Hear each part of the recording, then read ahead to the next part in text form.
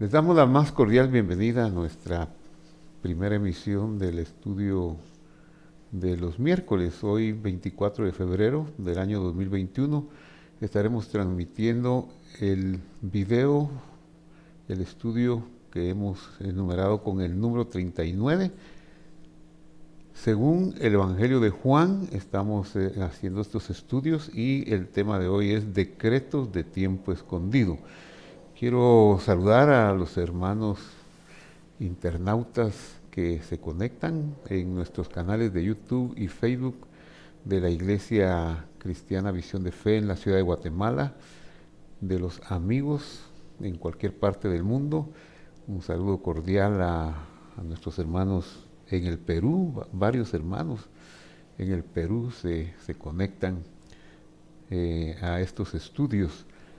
La familia del hermano Martín Villar, el Sayala, muchos otros hermanos que Torres Murga, algunos hermanos de Arequipa. Me da tanta alegría ver hermanos conectados de Arequipa, esa ciudad que hace varios años visitáramos en una ocasión para un congreso de restauración. Igualmente hay hermanos peruanos en Tacoma, Washington, como Concha Charito o Luisa de Vázquez. Saludos para todos ellos, Teresita Urrutia en San Francisco y tantos hermanos que me es difícil retener en la memoria, pero que ahí vemos sus saludos, sus aportes, sus comentarios en las páginas, más en Facebook que en YouTube. A todos ustedes los invito a que estudiemos la palabra del Señor y que profundicemos en estas verdades.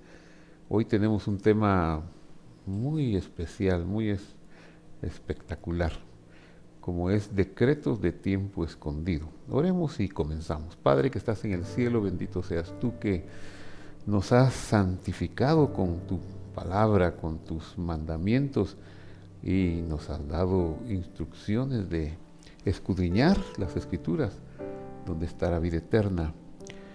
Solo rogamos, Señor, que tu poder del Espíritu Santo nos abra el entendimiento para poder comprender, dilucidar, atesorar, explicar, aprender y también guardar y compartir estas verdades. Te lo pedimos en el nombre de Jesús. Amén y amén. Muy bien. Partimos del versículo leído muchas veces. Usted dirá otra vez Juan 10:17. Sí, de nuevo vamos a tomar Juan 10:17.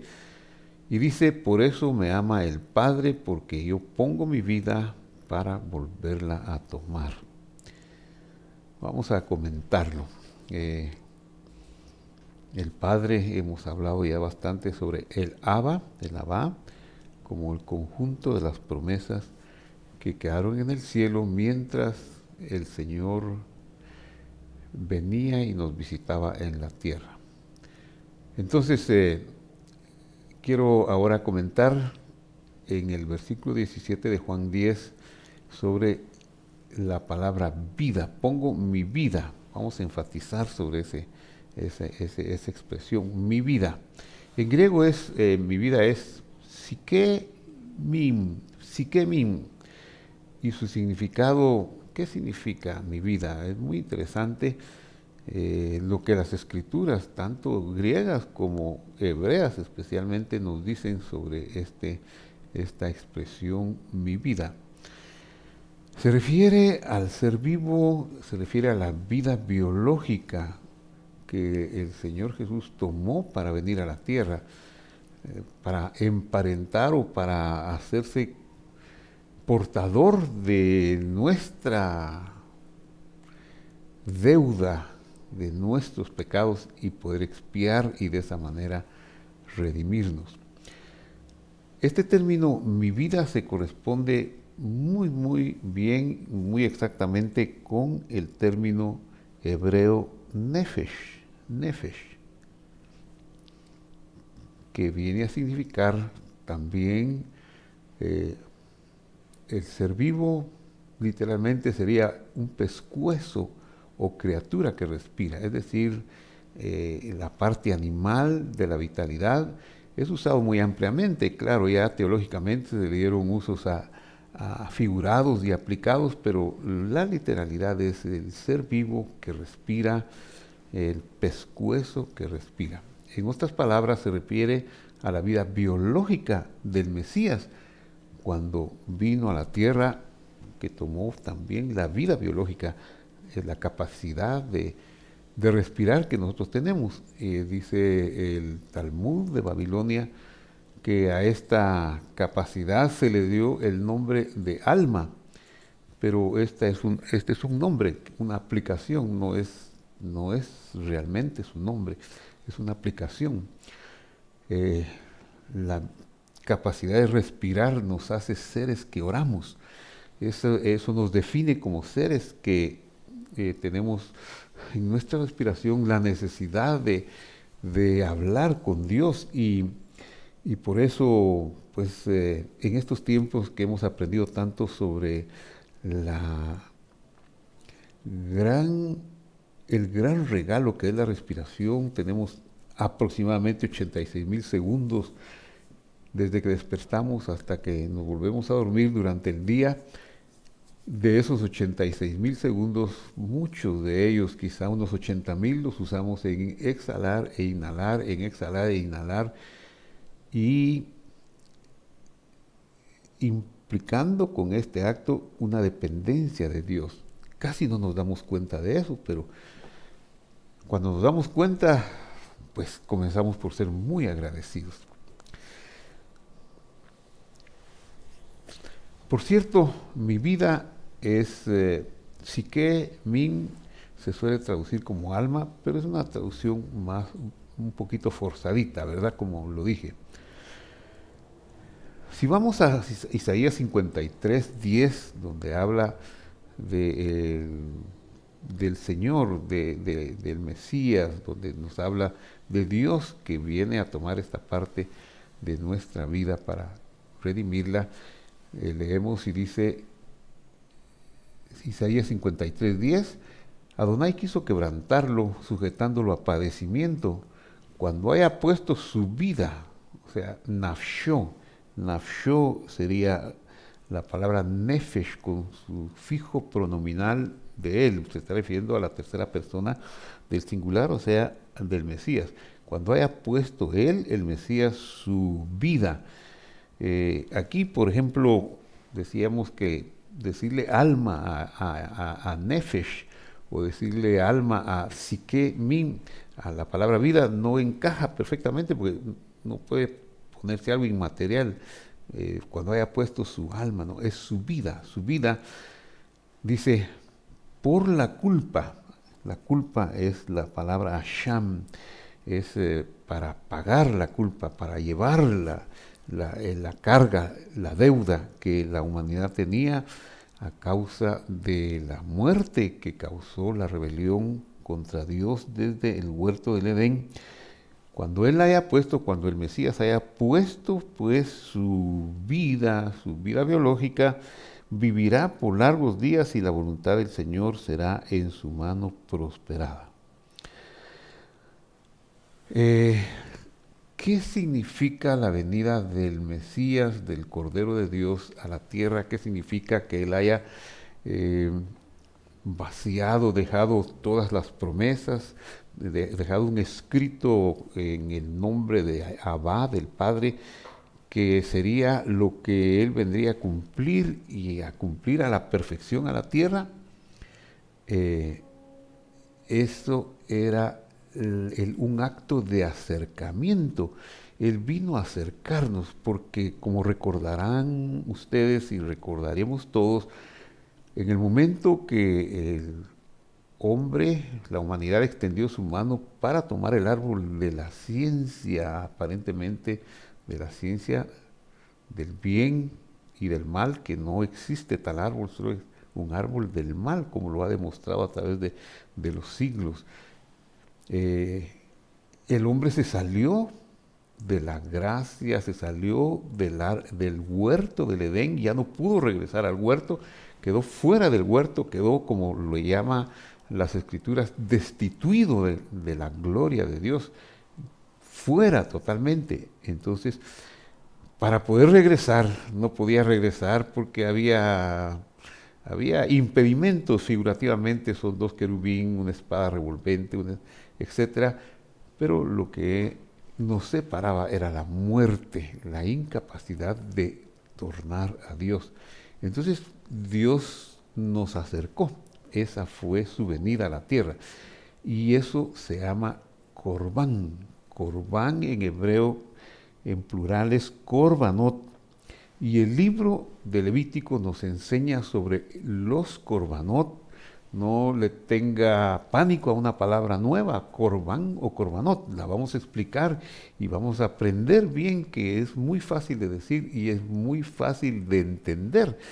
Cuando ya la aprendemos y cuando le ponemos la atención debida, vamos a disfrutar de esta palabra, que no solo es una palabra, sino incurre en todo el acto de la redención, incluye todo el acto de la redención. Entonces, Levítico es el libro que trata sobre la santidad del Señor. Levítico nos instruye sobre la necesidad de un sacrificio o de una ofrenda para ponernos bajo las alas del Señor. La palabra castellana, ofrenda, es la traducción de la palabra hebrea corbán. Corbán o lo corbán es lo acercado,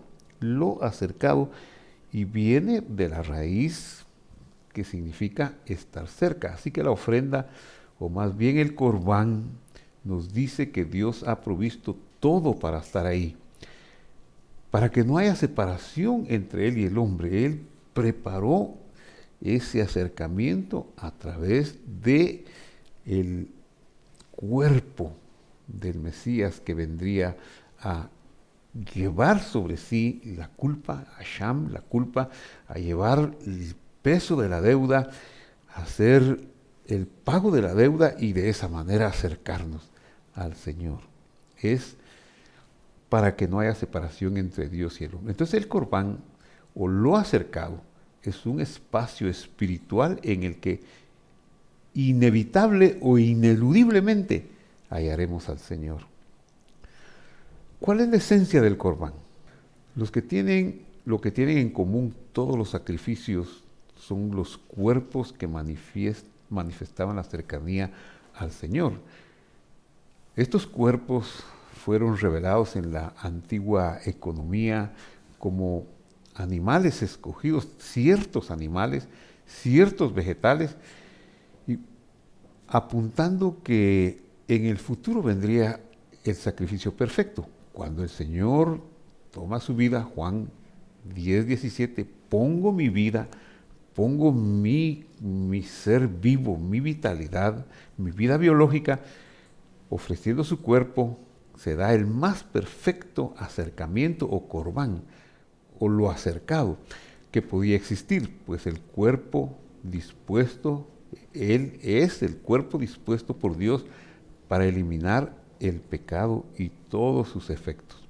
Ese es el significado que debemos tomar de Juan 10:17 y de Isaías 53:10.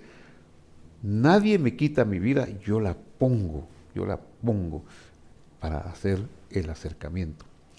Por eso dice Juan 10 lo siguiente: por eso me ama el Padre, porque pongo nafshi, diríamos ahora, nafshi, sustituyendo la palabra griega por la palabra hebrea. Pongo mi vida biológica, mi pescuezo, mi ser vivo. Isaías 53:10 dice: cuando haya puesto nafsho, su vida, por la culpa, Asham. Ambas escrituras se refieren a la vida biológica del Mesías. Recordemos que todo lo que se describió sobre los sacrificios o corbanot no era otra cosa más que una pedagogía que habría de cumplirse o llenarse con el Mesías. Pero hay una pregunta que inquieta a muchos hermanos y que es necesario que la tratemos para no rehuirla, para no tener confusión también. Y es bueno aclararla. La pregunta es: Sigue vigente la ley de Dios, la Torá, conocida como la ley de Moisés, porque en muchos pensamientos, en muchas cabecitas, pareciera como, bueno, hoy ya no existen los sacrificios, ya se hizo el sacrificio perfecto, por lo tanto, erradicamos la ley de Moisés. Eso es una consideración muy superficial que debiera estar lejos de nosotros, ser simplistas en ese sentido. Y lo vamos a ver, lo vamos a estudiar ahora en esta ocasión. ¿De veras? ¿Sigue vigente la Torá de Dios, su instrucción? Jesús dijo que Él había venido a cumplirla, a llenarla, no a cumplirla para que se dejara estar vigente, sino a llenarla, a darle su verdadero significado. Pero ¿qué? ¿Nosotros qué? ¿Ya ahora nosotros olvidamos todo eso y tenemos una nueva ley? No, de ninguna manera. Veamos. Claro que sigue vigente. Sigue vigente con excepción de 3 temas. Es que eso sí tenemos que tenerlo claro.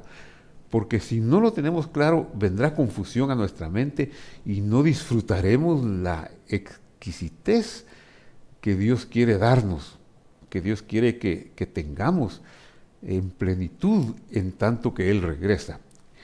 Sigue vigente excepto 3 temas: el templo, los sacrificios y el sacerdocio levítico relacionado. Así que estas 3 cosas no están vigentes: el templo, los sacrificios relacionados con el templo y el sacerdocio levítico. ¿Por qué? ¿Por qué estos 3 temas no están vigentes hoy? Porque ya fueron colmados, ya se llenaron, ya estuvo, ya se cumplieron. Es decir, ya fue revelada su máxima expresión, su pedagogía se cumplió, el Señor Jesús lo cumplió, lo llenó, pero los demás mandamientos siguen fluyendo de manera natural. Por ejemplo, sigue fluyendo la existencia del Dios único. Ese es uno de los 10 mandamientos, uno de los pilares de la Torá, de la instrucción de Dios. Sigue funcionando la prohibición a la idolatría. No tenemos ahora, como ya se cumplieron, ya la ley ya pasó de tiempo, de pacto, ahora ya podemos tener 3 dioses. No, eso es imposible. Sigue estando vigente la prohibición de la idolatría. No podemos tener otro Dios, ni queremos. Uno es nuestro Dios. La honra a los padres sigue vigente. El diezmo sigue vigente, hay que entenderlo. ¿Cómo es que sigue vigente? Porque si no estaríamos mal en la ofrenda, el diezmo, en que se dé eso en nuestras comunidades. Pero no, tenemos que reconocer que lo que pasó, lo que se cumplió es el sacerdocio, el templo y los sacrificios. Cuando el Señor sacó a su pueblo de Egipto, no les ordenó nada sobre sacrificios. Él le dijo a Moisés, lo instruyó, que le dijera a Faraón: deja ir a mi pueblo para que me haga fiesta, para que me celebren una cita con el Señor. Así que las citas del Señor, las fiestas del Señor siguen vigentes, no han pasado de moda, no se han caducado. Y la promesa, cuando Dios sacó a su pueblo de Egipto, del sacerdocio era para todos, como lo vemos en Éxodo 19:6. Vosotros me seréis un reino de sacerdotes, de gente santa, y estas son las palabras que dirás a los hijos de Israel. El sistema sacrificial levítico surge por causa del becerro de oro. Tenemos que tener claro eso. No se da antes. Los levitas fueron fieles y ellos no se postraron, no adoraron al becerro de oro. Aarón lo fabricó, pero la tribu de Leví no lo fabricó. Cuando Moisés descendió del monte, se puso del lado de Moisés. Ellos fueron muy valientes, fueron fieles al Señor, y por eso el sacerdocio previo al becerro de oro, que era el sacerdocio para todo el pueblo y recaía en los hombros del primogénito de todas las tribus de Israel, ahora cambió y pasó a ser un sacerdocio para la tribu de Leví. Los levitas vinieron a constituir ese pueblo, ese modelo, esa parte del pueblo, para que el Señor manifestara su gloria.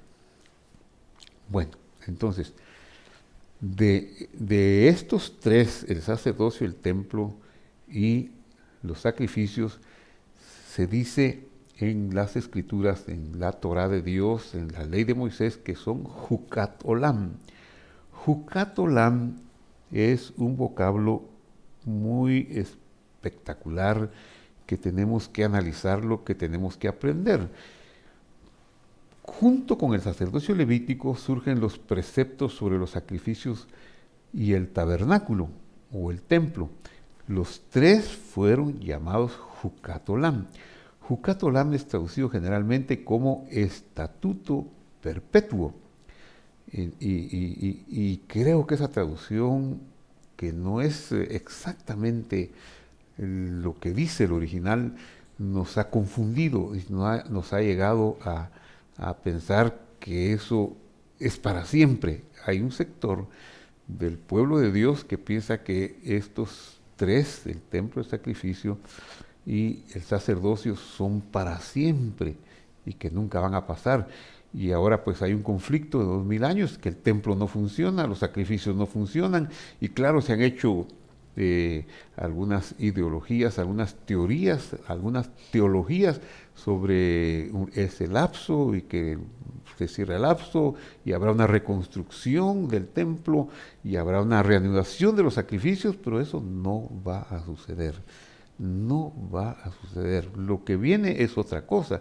Lo que viene es una restauración diferente, un templo diferente, pero no igual al templo como un tercer templo. Es algo diferente. Tenemos que aprender un poquito sobre Ezequiel y ver que las medidas del templo son muy, muy distintas a las que podríamos pensar y que no cabría en la ciudad actual de Jerusalén. Lo que viene es una ciudad de Jerusalén del cielo, que va a ser el templo en toda la tierra. Entonces, Jucat Olam es traducido como estatuto perpetuo, pero su significado más exacto es normativa de tiempo escondido. Jucat es un decreto, es una promesa, y Olam, sí, algunas veces se dice como eterno o perpetuo, no es exactamente. Jucat Olam significa oculto o escondido, un tiempo que solo Dios sabe.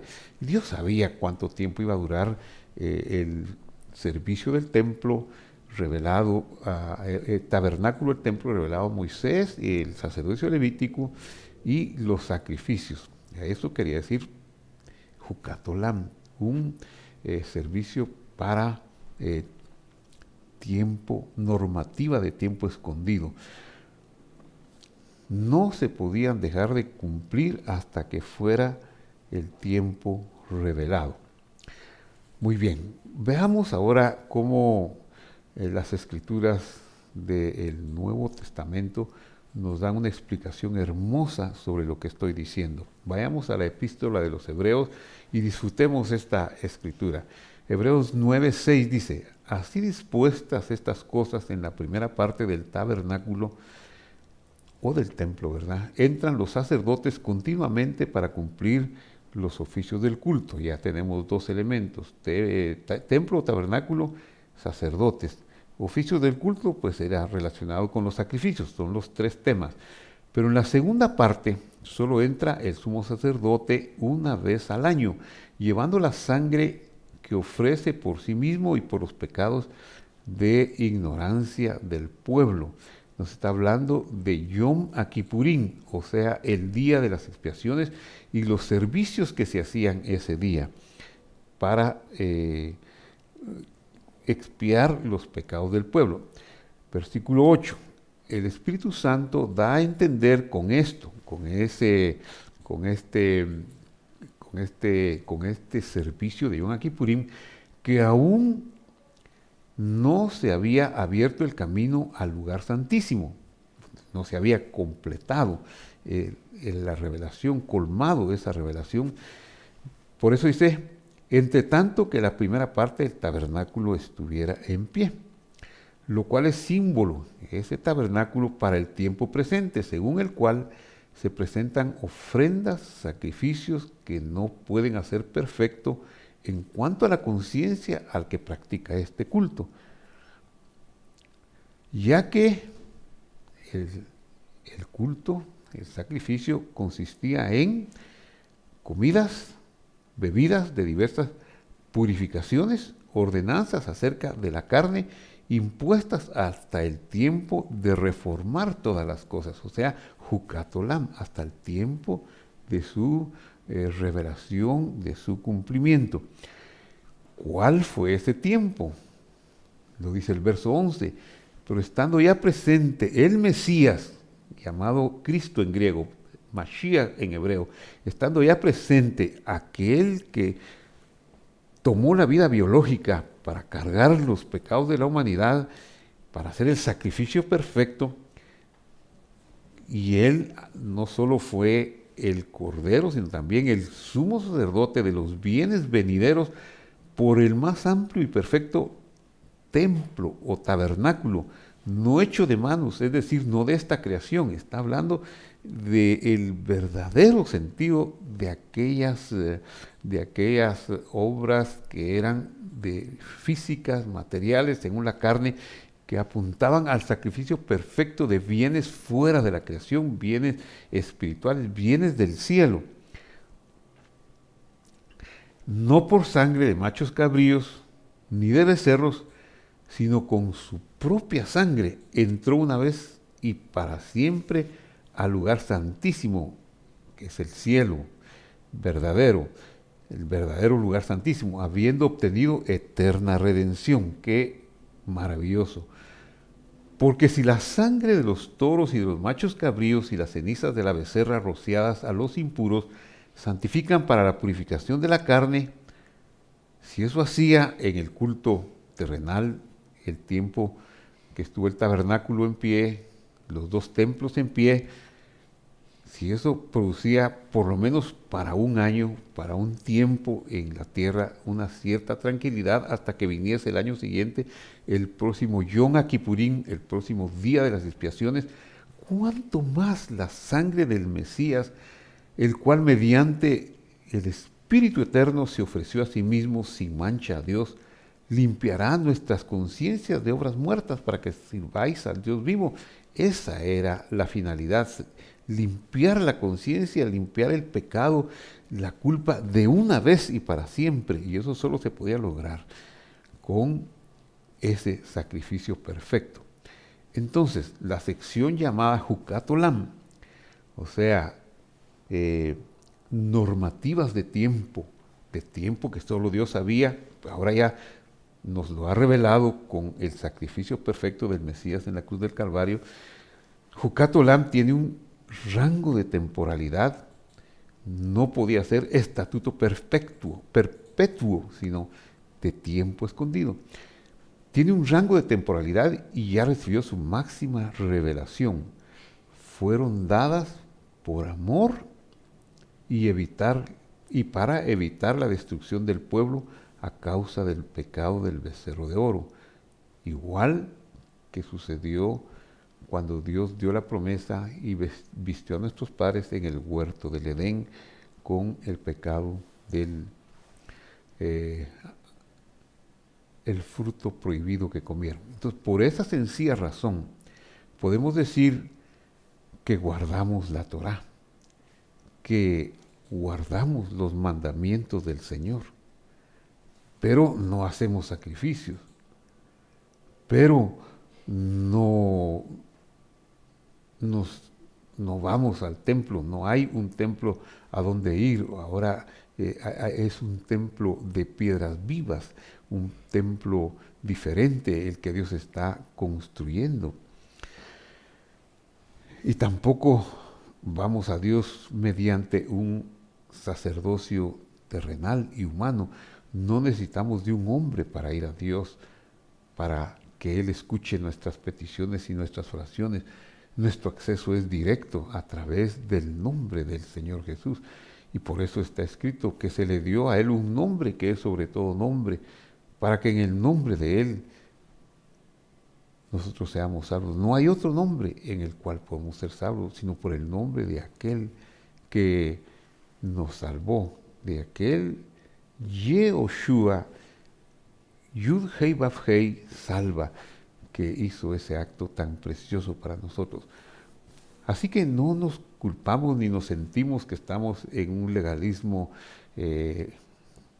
arcaico al decir que guardamos los mandamientos, que los mandamientos son el protocolo del reino, son las cualidades que Dios quiere que vistamos. Por ejemplo, el respeto al padre y a la madre es parte de nuestro diario vivir.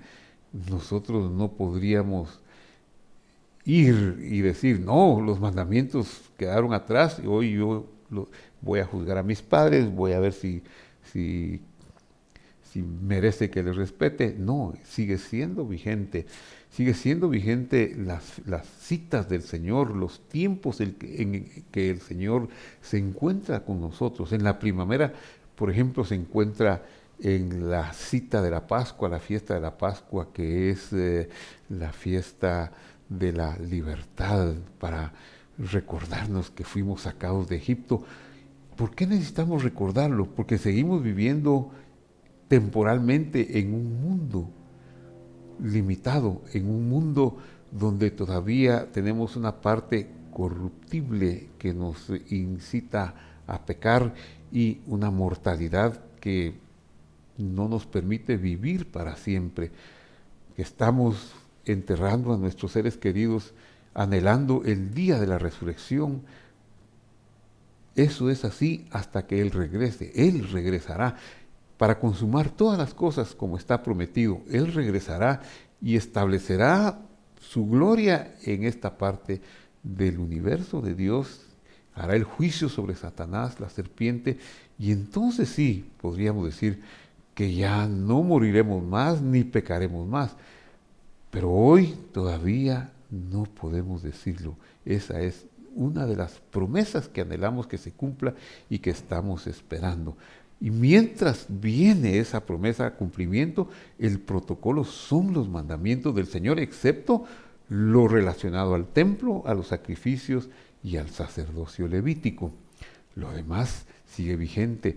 Por eso la dádiva del hombre nos sigue bendiciendo, el diezmo en su forma adecuada y correcta sigue estando vigente, el no robar, el no matar y muchas otras cosas más que están reveladas en la Escritura, que son nuestro deleite cuando las aprendemos como cualidades de Dios y nos vestimos de ellas. Así que sin temor podemos decir que podemos guardar hoy los mandamientos. Muy bien, para ir concluyendo este estudio, este tema, quiero regresar a Juan 10:17.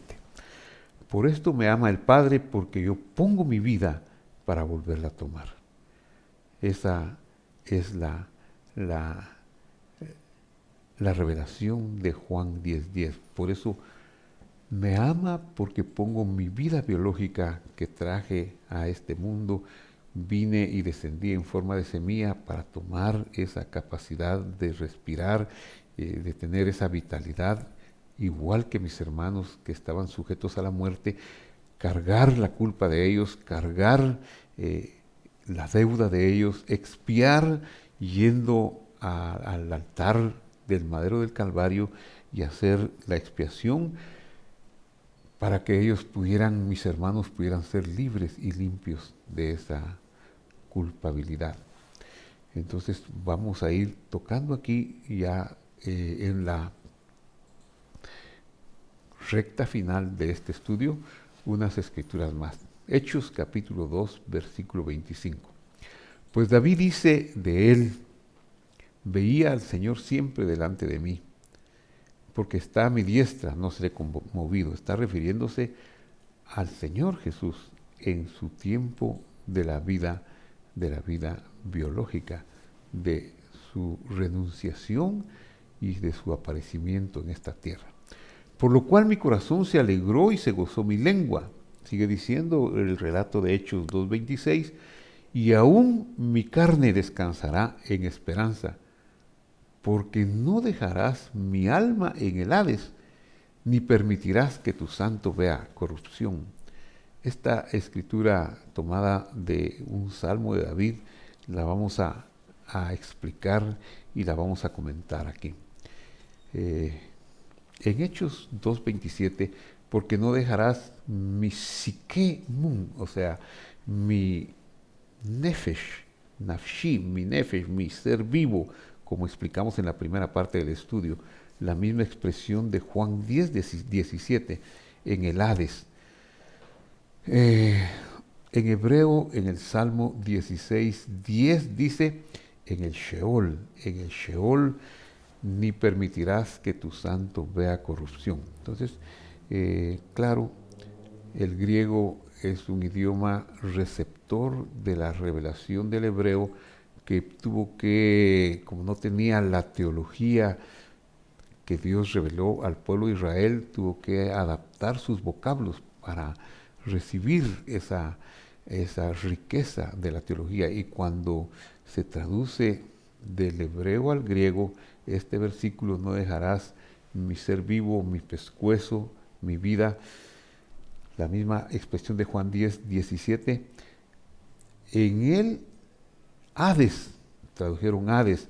Los griegos tenían tres concepciones del mundo de los muertos. La primera concepción era el Hades, una especie de purgatorio donde iban las personas que no habían hecho bien las cosas aquí y que podían salir para pasar al Elysium, a los Elysium, es decir, al paraíso. Y si era tan malo que no merecía ir al Hades, entonces iría al Tártaros. Este era el lugar de tortura, lo que podríamos decir, el sufrimiento, el infierno. Estos son conceptos del idioma griego. Pero como es una traducción del hebreo, podemos entender qué es la realidad. Lo que está diciendo esta profecía es del Señor Jesús: no dejarás mi cuerpo en el Seol. El Seol es el sepulcro. Es el sepulcro, la cavidad, lo que se excava, y podríamos explicarlo de una manera muy bonita. Cuando el hombre fue formado de la Adamá, del polvo de la Adamá, digamos en forma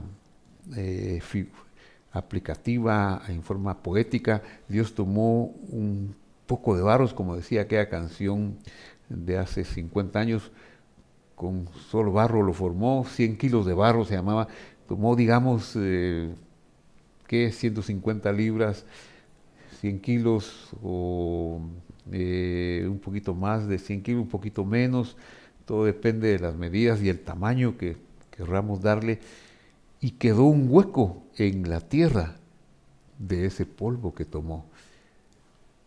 La idea era que ese polvo que tomó tenía la promesa de que Dios le iba a poner su imagen y su semejanza, su tzela, su luz, su imagen, y su delmut, su semejanza. Bueno, no llegamos a tener la semejanza, apenas llegamos a tener un poquito de la luz de la imagen, bueno, nuestros padres durante un tiempo, la cual se perdió cuando comieron el árbol de la ciencia del bien y del mal.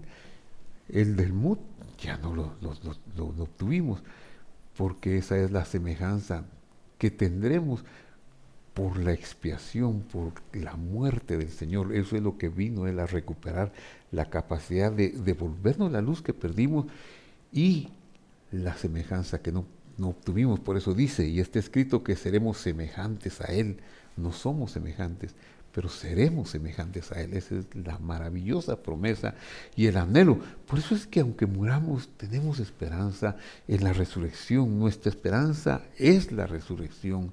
Nuestra esperanza es el retorno del Señor para resucitar y obtener esas promesas tan grandes desde el principio que Dios las ha mantenido y que nos las dará, cuando se consumen todas las cosas. Ahorita estamos todavía en el camino, en el proceso. Entonces, el Sheol es el hueco que quedó, por eso nosotros cuando morimos nos volvemos polvo, porque vamos a ocupar ese hueco que está vacío, esperando que regresemos a causa del pecado. Pero el Señor Jesús, no tomó cuerpo de la tierra. Su vida biológica no fue humana, no fue procurada por la carne humana. Ya hemos explicado, y una vez más me da placer explicarla, que Él vino como una semilla completa, y como una semilla creció, y lo que tomó fue la muerte, la capacidad de morir, la vida biológica. En el seno de la Virgen Miriam o María, Él tomó esa representación de la humanidad que fue la sangre, pero su cuerpo no fue pecador. Por eso dice aquí, mire, ni permitirás que tu santo vea corrupción. ¿Por qué? Porque Él no fue hecho del polvo de la tierra. Él tomó la sangre que representa el poder del pecado, el poder que al derramarlo, al llevar la sangre y derramarla, Él pagaría la deuda y nos daría la expiación, porque fue la sangre humana la que tomó. Por eso, aunque tomó la sangre humana, pudo experimentar la tentación, no como que, voy a pecar, voy a tentar, no, voy a fracasar en esta tentación, no, sino voy a experimentar, pero sin pecado. Entonces, cuando va Él al madero del Calvario y los clavos horadan sus manos, sus pies, y la lanza al costado, las espinas, su frente, el látigo, su espalda, y empieza a salir la sangre, y a salir la sangre con aquel sufrimiento de los dolores de la muerte tan terribles, y seguramente pasa 3 días hasta que la última gota de sangre es derramada. Y cuando se derrama la última gota de sangre, ya no hay sangre humana en Él. Su cuerpo no va a ir a la tierra, no puede quedarse en el sepulcro, se levanta. Eso es la gloriosa manifestación de haber pagado, de ahora la vida inmanente, la vida indestructible de Él, ya no la vida biológica, la vida indestructible cobra vigor en Él y se levanta. Es el poder milagroso de la resurrección. Maravillosa obra de gracia del Señor. Y eso está escrito por David, y aquí lo rememora Pedro en Hechos 2:27. No permitirás que tu santo vea corrupción. ¡Qué maravilla! Difunda estos conceptos. Vuelva a ver este video, estúdielo y vea lo que le estoy diciendo, y viva una vida sin temor a que usted está regresando a una obediencia arcaica de los mandamientos del Señor, no, o que usted está legalizándose. De ninguna manera. Usted ha sido llamado a libertad, a la libertad del entendimiento que el Espíritu Santo da. Jucat Olam, aquellos preceptos de tiempo escondido, normativas de tiempo escondido, ya no son para usted, ya no son los sacrificios. Hoy ya no puede ni debe sacrificar nada, ni un animal, ni un gallo, ni una paloma, nada. No puede hacer nada por sacrificio, no le va a valer, ni vegetales, ni animales. Hoy no necesita un sacerdocio levítico, eso ya no, ya tenemos un sacerdocio en un nuevo orden, el que vino a instaurar nuestro Mesías. Y hoy el templo tampoco está en un lugar de la tierra, el templo somos nosotros, está construyendo el templo. Por eso es que estamos quizá todavía pasando tribulaciones y angustias, porque estamos perfeccionándonos en ese caminar para el templo.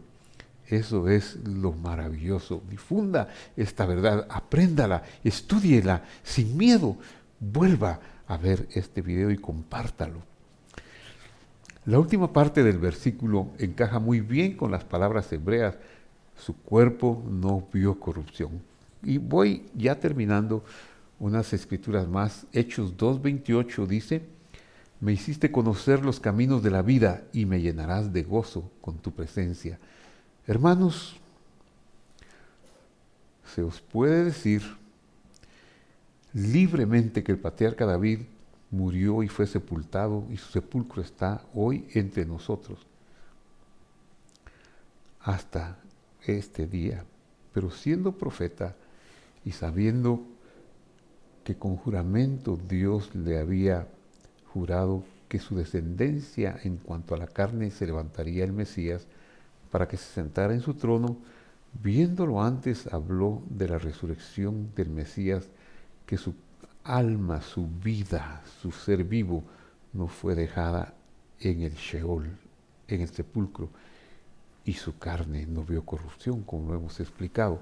A este Jesús resucitó Dios, es decir, todas las promesas, al haberse cumplido, dieron paso a la resurrección, de lo cual, dice Pedro, nosotros somos testigos. Así que, exaltado por la diestra de Dios y habiendo recibido del Padre la promesa del Espíritu Santo, ha derramado esto sobre vosotros, ha derramado esto que vosotros veis y oís. David no subió a los cielos, pero él mismo dice: dijo el Señor a mi Señor, siéntate a mi diestra hasta que ponga a tus enemigos por estrado de tus pies. Sepa pues ciertísimamente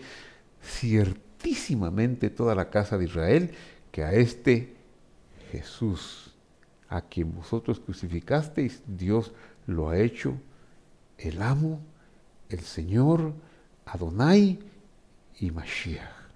Bendito sea su nombre. Y le fue dado un nombre que es sobre todo nombre, para que en su nombre se doble toda rodilla. Y este es el nombre que será por siempre jamás.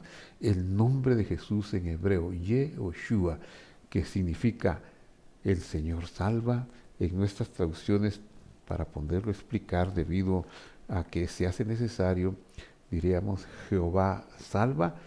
Ese es el nombre de Jesús. Pero claro, Jehová es un nombre que no existe, solo lo hemos aprendido porque así nos llegó en las traducciones. Pero es Yehoshua, Adonai salva. Él es el Señor, y el que lo confiesa, cree que murió y resucitó, tendrá la Shua, la salvación. Oramos. Bendito Padre que estás en el cielo, gracias por la salvación, gracias por tu amor tan grande con que nos has rescatado, salvado y nos has bendecido. Bendito sea tu nombre, Señor. Bendice a mis queridos hermanos internautas que han visto este estudio, y que este estudio se difunda, Señor, se difunda tu gracia, tu amor, tu revelación, y que seamos llenos de esta libertad, de esta sabiduría tuya, Señor, para tener una vida excelente en ti, de plenitud, que nos permita vencer las dificultades que nos asedian, las tentaciones que nos martirizan y la mortalidad que está delante de nosotros, pero que no tiene ya triunfo sobre nosotros. Gracias, Señor, en el nombre de Jesús. Amén y amén. Qué placer ha sido llevarles este mensaje. Lo invito a compartirlo, lo invito a suscribirse a nuestro canal, lo invito a darle clic y a invitar a otros que lo estudien, especialmente este estudio.